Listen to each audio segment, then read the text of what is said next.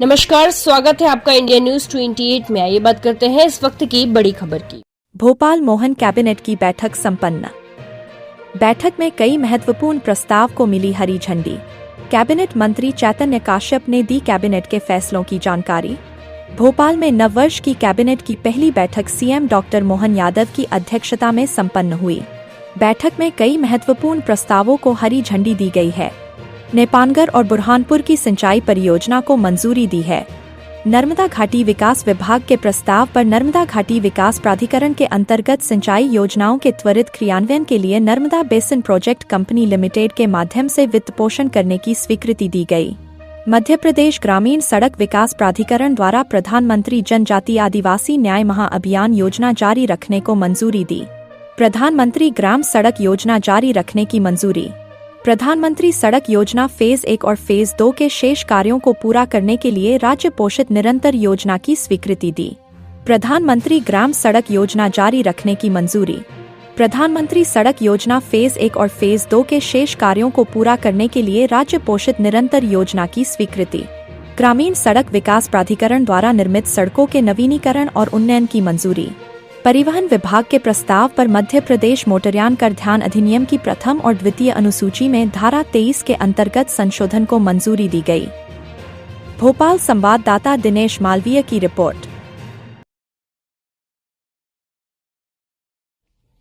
तो आपको नव वर्ष की बहुत बहुत शुभकामनाएं और नव वर्ष की पहली कैबिनेट 6 जनवरी को माननीय मुख्यमंत्री डॉक्टर मोहन यादव जी की अध्यक्षता में आज आयोजित की गई है और इसमें जो महत्वपूर्ण प्रस्तावों को आज स्वीकृति दी गई है उनमें 2 प्रस्ताव झिरमिटी मध्यम सिंचाई परियोजना बुरहानपुर जिले की है,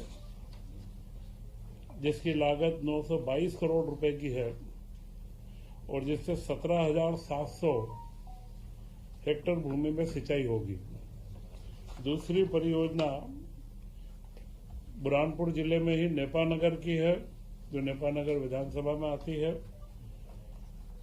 इसमें 1676 करोड़ की योजना है और 34,100 हेक्टेयर भूमि में इसकी सिंचाई होगी और 22,600 कृषक परिवारों को इसका लाभ होगा। इन दोनों योजना का महत्वपूर्ण जो परिणाम निकलना है, यह दोनों योजनाएं 2 विधानसभा क्षेत्रों की है और आदिवासी अंचल की है। सारे आदिवासी बंधु इससे लाभान्वित होने वाले हैं और बुरहानपुर जिला सिंचाई के मामले में मध्य प्रदेश में अभी 41वें नंबर के ऊपर है। तो बुरहानपुर जिले में सिंचाई की वृद्धि हो, इसके लिए महत्वपूर्ण योजनाओं की स्वीकृति दी गई है। इसी के साथ में नर्मदा घाटी विकास प्राधिकरण के तहत जो हमें नर्मदा का पानी 2028 तक अब हमें लिफ्ट करना है, उसके लिए जो हमारी परियोजनाएं चल रही है वे अभी परियोजना प्रारंभ कर दी गई थी। इसमें एक परियोजना है नर्मदा शिप्रा बहुउद्देशीय परियोजना, जिसकी लागत 2489 करोड़ 65 रुपए है और एक योजना है बदनावर माइक्रो लिफ्ट इरिगेशन योजना, जो 1520.92 करोड़ रुपए की है।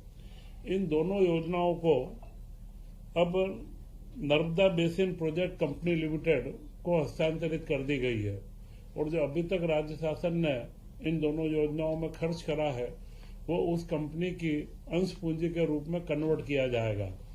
इसका लाभ ये होगा कि इसके बाद में इसका मेंटेनेंस और इससे जो रेवेन्यू प्राप्त करना है और वह सारा मॉडल यह कंपनी इसको पूरा मेंटेन करेगी और इसका जो उच्च दाब जो लिफ्ट इरिगेशन में मेंटेनेंस एक महत्वपूर्ण पार्ट होता है, तो वह कंपनी इसका पूरा मेंटेनेंस करके और उस पूरे क्षेत्र के किसानों को इसका बराबर समुचित लाभ इसका प्राप्त होगा।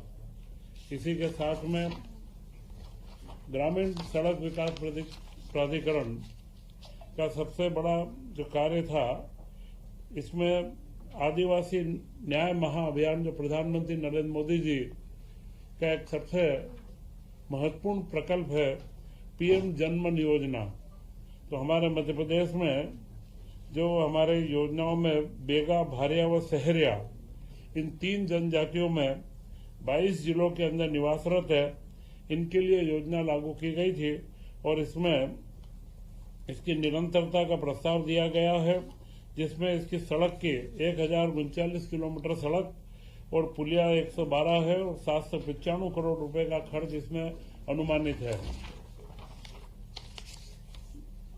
इसी तरह मध्य प्रदेश ग्रामीण सड़क विकास प्राधिकरण की जो वर्तमान योजना चल रही है उसे अगले 5 साल तक 2026 से 31 तक निरंतरता दी गई है, जिसमें अनुमानित व्यय 17,196 करोड़ रुपए है और करीब करीब 20,000 किलोमीटर की नई सड़कों का निर्माण व 1200 नई पुलों का निर्माण इसके अंदर किया जाएगा।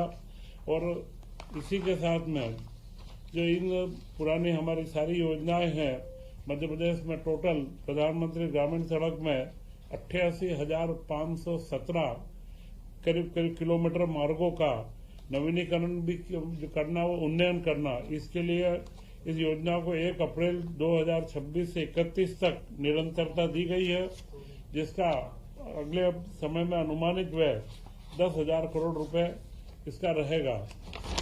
इसी के साथ में आज कैबिनेट के अंदर सभी मंत्रियों को टेबलेट वितरित किए गए हैं और अगले 2 कैबिनेट के पश्चात पूरा कार्य के टेबलेट के माध्यम से किया जाना प्रस्तावित है। और मुझे लगता है कि यह जो प्रयोग है, यह प्रयोग देश के कुछ ही प्रांतों में प्रारंभ हुआ है, उसमें मध्य प्रदेश अग्रणी प्रांत होगा।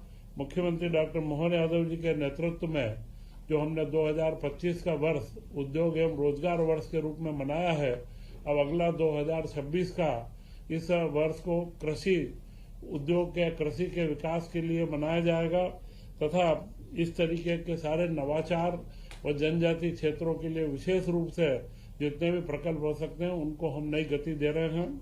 जय हिंद, जय भारत।